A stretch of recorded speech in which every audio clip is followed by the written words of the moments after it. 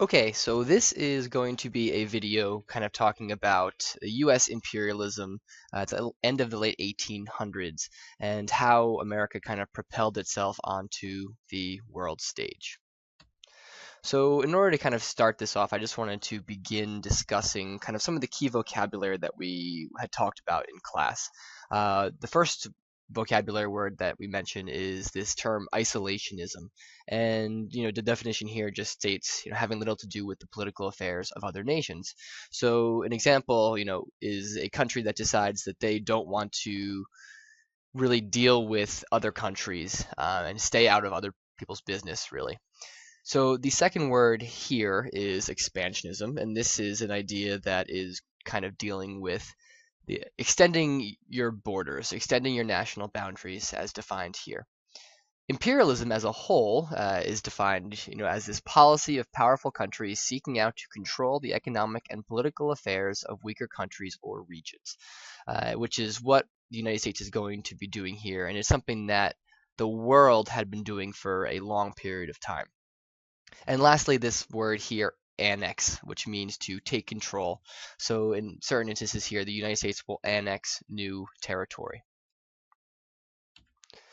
So this idea of imperialism and kind of expanding our national borders and boundaries begins kind of right after the Civil War, with this idea, this thing known as Seward's Folly, which is when this Secretary of State at the time, William Seward, had made this decision to actually purchase the land from Russia. So purchase Alaska from Russia for a really good deal when it comes down to it. We bought, sorry, Alaska for about $7 million, which comes out to about 2 cents per acre. And when this was done initially, it was kind of thought of as silly. It was a folly, right? And you had this land that was largely considered a wasteland at the time. And obviously that's going to change. That idea is going to change because Alaska has proved very useful. There was a large gold rush, resources we've taken from there. There's farming, timber, the oil and natural gas have obviously made this decision really quite not a folly, but at the time it was considered silly. So this age of imperialism that you're going to see really starts in Europe, and you have this kind of taking place between about 1870 and 1914 or so, when you have all of these European nations taking control of most of really Africa and Southern Asia. And what happens with the United States here is that the United States really can't ignore the benefits of the imperialism, right? You are getting from your colonies, you are receiving and getting raw materials from these conquered areas to use in your manufactured goods in these imperializing Western nations. And to some extent, racism is what shapes this imperialistic mindset. The white Western powers here, these major powers, Spain and France and Germany and England, really, they feel it's kind of their duty to spread their religion and culture in addition to all the benefits of the materials that they would be taking from this. And this is really highlighted probably best in a poem done by the man named Rudyard Kipling, known as The White Man's Burden, where he describes kind of all of these reasons for this imperialistic mindset. And this competition with other nations is kind of what drove imperialism to continue to expand as much as it did. The imperialism, when one country is doing this, the other countries are seeing the benefits of it. They want to kind of take part as well. So what happens is you get this Spanish-American War take place between America and Spain. And the notes here you see are just kind of quick jots and quick bullets from the class discussions that we've had, but really it starts with Cuba.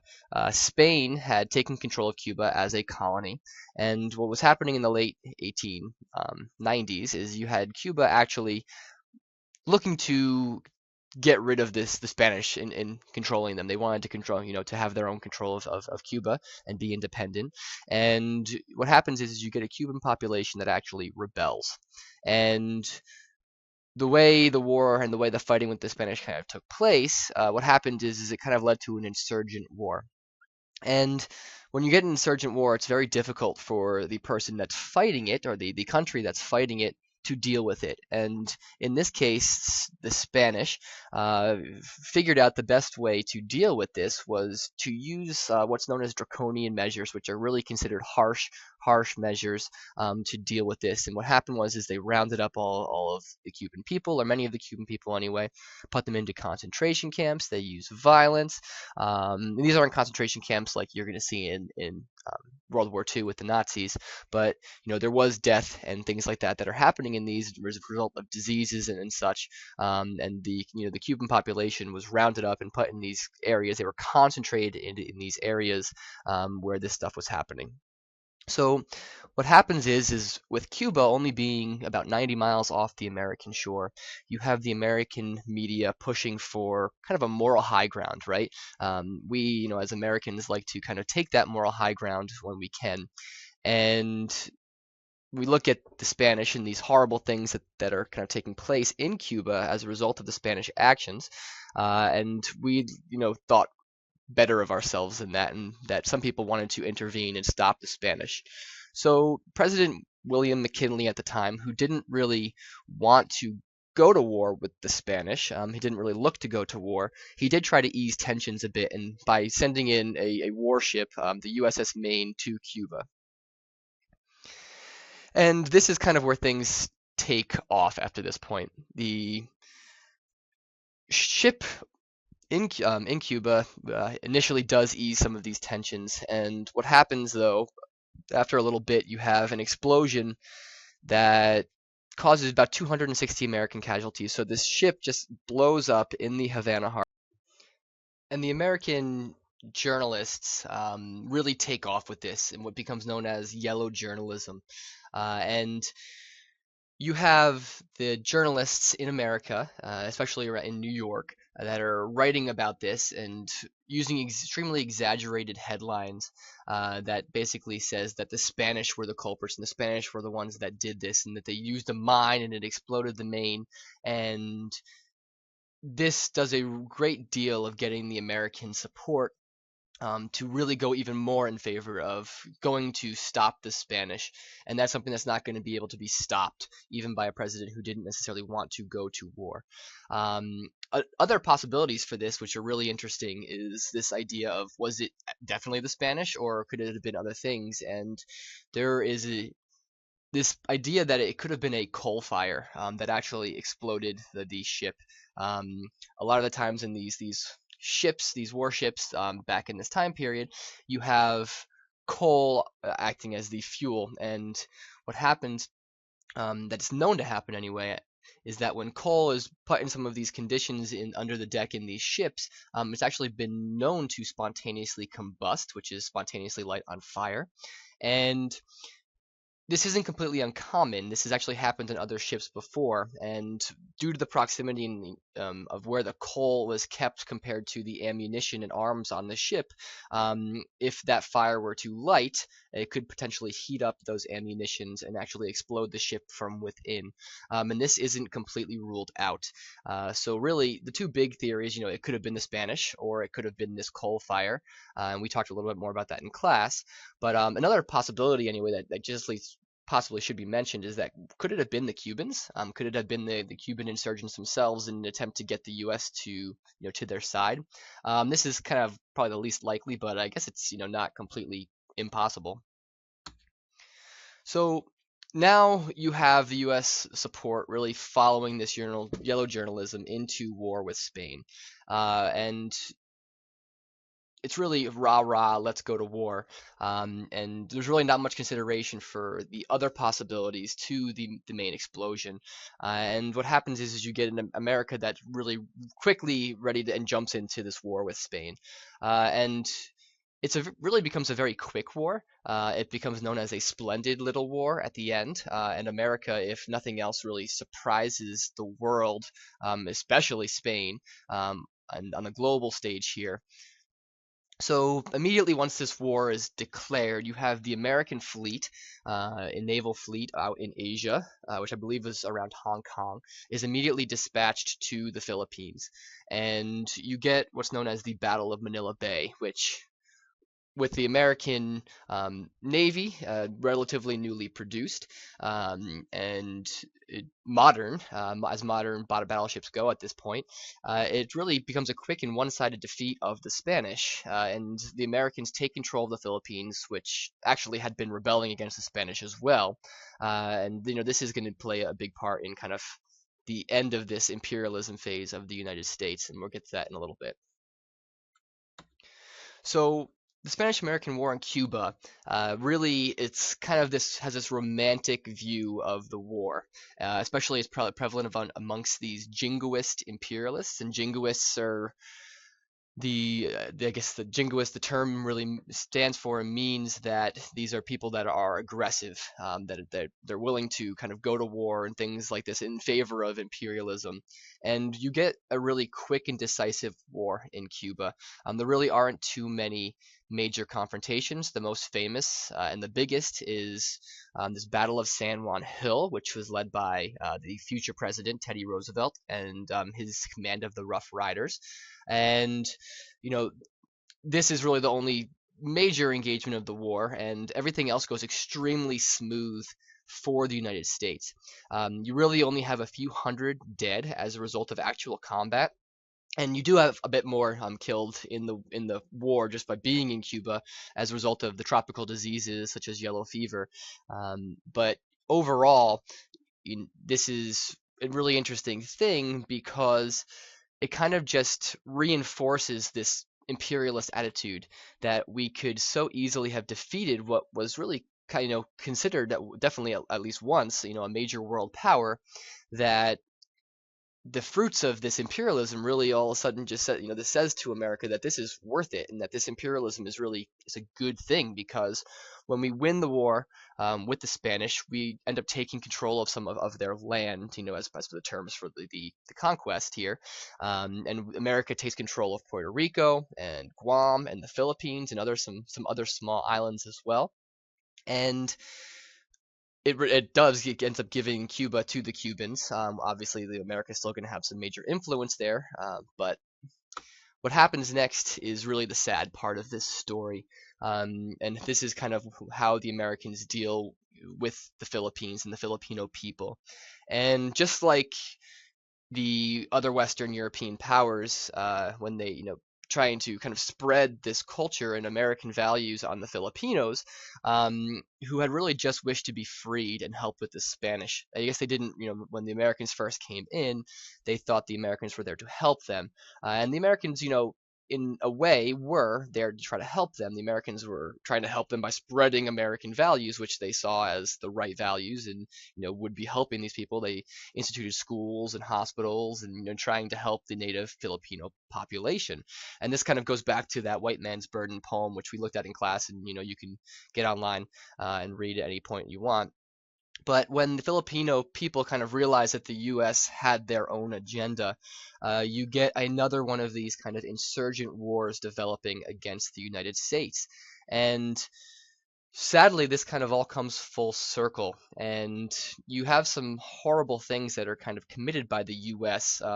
military at least, killing some of these native people of the Filipinos in some kind of horrible ways, and resorting to kind of some of those same draconian measures that the Spanish had used against the Cubans because they kind of saw the benefit in those draconian measures, those harsh things, those harsh ways of treating the Filipinos in a way of dealing with that insurgency. Insurgencies are just not easy to deal with when a population, is fighting you at night and just kind of slips in, amongst the rest of the good population, I suppose. During the day, it's kind of you don't necessarily know who your enemy is, and you can't find your enemy, and it's hard to fight. So those draconian measures really, I guess the U.S. saw the appeal to some of those draconian measures, and then it kind of brings you back to this morality, this moral high ground that the U.S. had taken against Spain. Really, it's just contradictory. It's just sad that the way it kind of turns out. And you actually have instances of U.S. troops sending letters home, how proud they were of some of the horrible things that they did to these Filipino people, which really couldn't even be considered human, or not considered there because they're not white, basically. It's really pretty tragic.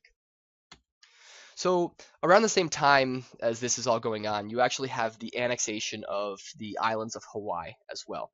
And to kind of provide a little bit of backstory to this, you had some traders venturing to why in the early 1800s. And what you had when you saw there are these American kind of sugar growers kind of following soon after, realizing that this island is going to be extremely beneficial for this sugar market.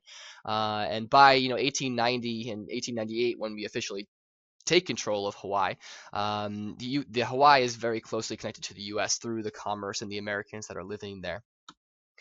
So how does this kind of happen? This is just a rough timeline, and we'll get into some of these things in a second. But you have this thing known as the Reciprocity Treaty in 1875, followed up by the McKinley Tariff in 1890. And after that, you get an American businessman backing an uprising against the actual Hawaiian Queen. And then you have a proclamation of the Republic of Hawaii a bit later, which would then join the American, well, at least join America and be annexed by America just shortly after. So this reciprocity treaty of 1875, just really quickly, is the U.S. kind of allowing Hawaii to trade in the U.S. market, which in this case, they're trading, bringing in sugar to the U.S. market. Really, what the U.S. is getting in exchange for this is land for naval bases like Pearl Harbor, which is obviously going to be a important thing come World War II. But just a bit later you have what's known as the McKinley Tariff, because with the Reciprocity Treaty and all that sugar that's now flooding the American markets, you have other American interests that have been around, with the sugar especially, that aren't fond of this and aren't happy of this, and with that you get the McKinley Tariff, which places these high tariffs, on importing these goods from Hawaii, especially this sugar, to really protect the U.S. market from this foreign competition. And part of the reason this at least kind of flows is that once the annexation happens and America takes control of this, obviously they're not considered foreign competition anymore, and technically they are part of the U.S. and the U.S. market, and they don't have to pay those taxes anymore. This is one of the reasons why the U.S. businessmen really push to take control from the Queen of Hawaii, which we're going to mention a little bit more about in a second here. But a tariff, again, just to define it, is this tax or a duty to be paid on a particular class of imports or exports. So this queen of Hawaii, I'm going to butcher the name, but Lulu Kalani, came to power in Hawaii in 1891. And before her reign, the native Hawaiian people had been controlled by the American business community for a little while. And the thing about this new queen is that she was determined to kind of take control of the islands and give them back to her own people. And obviously those business interests who had taken control of the island to some extent were not kind of happy about this, and eventually they lead essentially a coup to take over the native government, led by some U.S. Marines. And after this, the American minister to Hawaii kind of writes that the Department of the State, that Hawaii was ready to be annexed. So this is just kind of this slogan or this idea that the Hawaii for the Hawaiians. This picture right here kind of shows why Hawaii is so important, kind of obviously because of its position in the Pacific Ocean. Its major shipping routes kind of all over. All of these red lines are some of these major shipping routes, Hawaii being kind of this hub directly in the center. So America, had been kind of doing the exact same things that we just tried to talk about in the Philippines.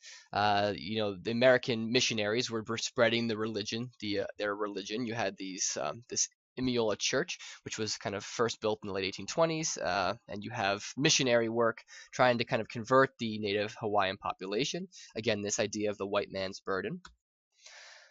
Here is this other kind of racial racially charged political cartoon, kind of showing just some of this racial tendencies and racial kind of attitude toward the Hawaiian people.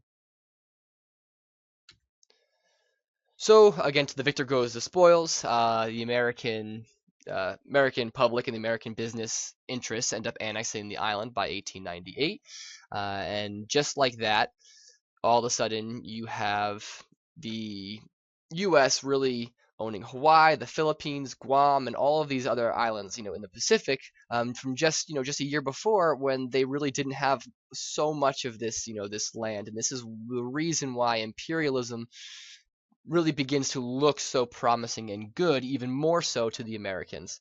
So what happens is we push even farther, and we push, onto mainland Asia where we can. And you get this idea of this spheres of influence, and a sphere of influence, just by definition here, is a territorial area within which the political influence or the interests of one nation are held to be most important. So my little graph, or my little picture over here, kind of shows what I'm trying to talk about there. So you have directly in the center kind of this direct control, and when you move a little farther out from the center, you don't have direct control over things, but you do have some influence, and then ultimately you can get a little farther away and you don't have that control. So despite this new territory in the Pacific, the U.S. was late to the race with the other European nations, these other European imperialist nations. So you also get this, this fierce rivalry in China, because China has this large market of people. It's really kind of weak. It hadn't industrialized in comparison to these other countries that have all of these new technologies that this isn't really that difficult for these Western powers to kind of push and exert their influence into mainland Asia, especially China. So the U.S. ends up being eager to kind of join in on this kind of this conflicts and these fights for China. So this is just a map of the colonial powers, carving up China and Asia really between 1850 and 1910. So you can just take a look at this. If you look down on the bottom right here, you have the key. So the green is the British, and if the light green represents this sphere of influence where they don't necessarily have direct control, right? But they do have influence here with the local community and people and such. You then have the French, which are the white. I'm sorry, the yellow here, where you have the dark yellow down here in what becomes known as Indochina at the time, which is down here in the Southeast Asia, and then the sphere of influence extends a little bit more past that. The Germans are red, so they're not so involved over here, but they do get to start to play once they unify over in Europe. And lastly, you have the Japanese, which once the U.S. had kind of knocked on their door, they began to quickly industrialize themselves and join in this imperialism and imperialistic phase, really through World War I and leading up into World War II. But anyway, you have Russia also kind of pulling into Mongolia up here with their sphere of influence and such. So this is kind of just the way things had been kind of carved up before this. So John Hay, who was the Secretary of State in the United States, was worried about the U.S. being locked out of China. And what happens is he pushes for this thing known as this open door policy, which is this idea that any country can actually trade in the spheres of influence of the other countries. And this ends up being agreed upon by the imperialistic nations at the time. This is implemented in 1889. So this is a map now of all of the kind of possessions that the United States took control of and their spheres of influence, really at about the turn of the 1900 or so. So you have the Philippines over here, which is what was taken during the Spanish-American War. You've got obviously down here in Puerto Rico, the spheres of influence in Cuba and Central America, and even some in South America a bit later. So you have all these other small islands which are going to act as coaling stations to kind of push this imperialistic agenda and push this expansion westward. So you get this thing known as the Boxer Rebellion that goes down in China about 1900, and the Chinese people can only put up with these European powers and other powers kind of coming into their country for so long, and they begin to kind of resent this foreign influence. And you get a group that becomes known as the Boxers that lead this anti-foreign, this anti-Christian movement and attack the people as best they can. And this is kind of an interesting instance because you have an international army organized to put down this rebellion, and it's obviously armed with these modern weapons, and it just completely crushes the uprising. And this uprising ends up just really saying to these Western nations, these imperializing nations, that really just shows them an excuse to kind of push harder and even seize more control and take more, in China. So let's kind of return back to Teddy Roosevelt. And as mentioned before, you have this commander of this group known as the Rough Riders in Cuba, and he is an adventure junkie, I guess what you can call him. And he, has always had romantic vision of war. And when the Spanish-American War breaks out, he actually resigns his post as the Undersecretary of the Navy, and he is the one that kind of puts together this group known as the Rough Riders and takes off, to Cuba to kind of go fight over there. And after the war, and after he kind of gained this fame from the war, and his stances here, he ends up kind of being taken on as the vice president under William McKinley for his second term. And this ends up actually putting Roosevelt in the national spotlight even more because William McKinley ends up being assassinated by an anarchist in 1901, and Roosevelt ends up taking the presidency from there on out. And he's going to kind of set in motion this strong mentality of the United States, and exerting our influence wherever we can. And he kind of sets forward in motion this building of the Panama Canal, which is going to be really important for the Americans as well, and really the world. So the Panama Canal is going to be built through the Isthmus of Panama, and the isthmus, going back to our vocabulary here, is this narrow strip of land connecting two larger bodies of land. So I'll show you kind of exactly what I mean in a second, but this canal, which is essentially just cutting out land in between, and allowing kind of passage between what would have been land to two larger bodies of water. And this canal, which I'll show you again here where this means, is going to ultimately make a shortcut through Central America and allow it so that ships do not have to any longer go around South America to get to the Pacific, or get to the Atlantic from the Pacific. So this is actually going to cut the thing down by about 8,000 miles. What Roosevelt does is he offers $10 million plus about $250,000 a year to Colombia, who was in control of this land at the time, to allow us to kind of take the land and build this canal. So when Colombia refuses, you have Roosevelt kind of not be happy, and he uses this kind of foreign policy which becomes known as this big stick policy. It's this quote where he's famous in saying is, "Speak softly and carry a big stick and you will go far." So Teddy Roosevelt carries that big stick here, and what he does is he backs the Panamanians, the Panamanians here. This is Panama, and the canal is going to be kind of go through the short, the really narrow strip of land between Mexico and Central America and South America. Sorry. And what he does is he stops Colombia from suppressing the revolt, the Panama's revolt. He brings in, U.S. forces, and, exerts that influence where he can, and immediately recognizes Panama and makes the same offer to them, which Panama accepts, and, we get set to build the canal. So this is just a cartoon of Teddy Roosevelt carrying that big stick, through this area over here. He's carrying these boats, and he's gonna basically bring the boats. Anyway, so this is him carrying this big stick into the Caribbean, essentially. So building this canal, you have about 40,000 workers removed, a lot of land, a lot of dirt. 200 million cubic yards of earth is required to build this canal, which is a lot of dirt. And you have major diseases that are kind of spread around here.